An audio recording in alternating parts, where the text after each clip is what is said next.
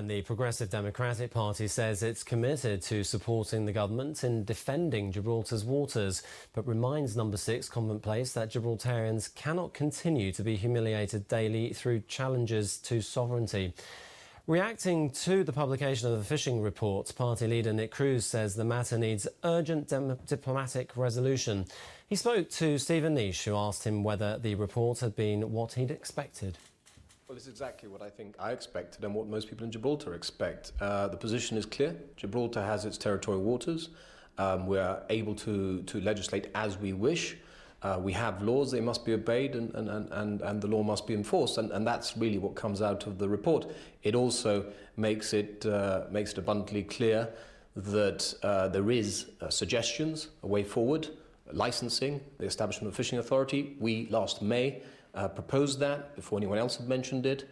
It's obvious that Gibraltar needs to take a sensible approach to this, understand what's important to Gibraltar. Fishing is not a trade we survive on, but we should legislate, make sure that Spaniards and other people succumb to our laws, and then move on. And I think that it is evident that the government are struggling a little bit with actually making that admission. It was clear from your interview last night with the relevant minister.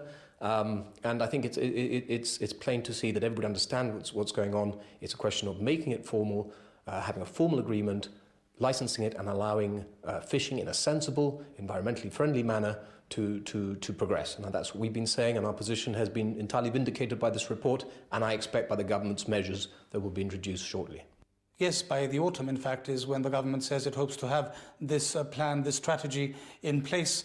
Do you think that the situation with the Spanish fishermen that we have at the moment, with them sometimes coming to fish and other times not, will persist until then? Well, I guess it will, and that's where perhaps we've been a little bit more robust than the government. I think if you're going to insist on picking this particular fight in the manner it's been picked, we've criticised that. But we are where we are, and what we cannot have is flagrant disregard of our laws. And so we have to impress on the British government, on the governor, that the Royal Navy has to allow our Royal Gibraltar Police to police our laws in any part of Gibraltar, including our territorial waters. And I think that that's something which should be given effect to, and I don't think we should have that left in abeyance until such time as a government, in essence, try and squirm their way out of what is an uncomfortable position for them. They should just bite the bullet. Gibraltar understand what's going on, and we should move on. On another matter, the PDP has also issued a statement reacting to yesterday's debate on parliamentary reform, and you were quite heartened, I believe, by what you heard in that debate. Well, it was great to hear that the Chief Minister openly and unreservedly admitted that the government can govern with 9 people, doesn't need 10, and that the opposition can have backbench MPs with 7. That is a clear, open and I think timely admission just in advance of a by-election, which means that it is perfectly consistent with our position that this by-election is not about government, it's not about opposition, it's about voting in a person who might contribute something different.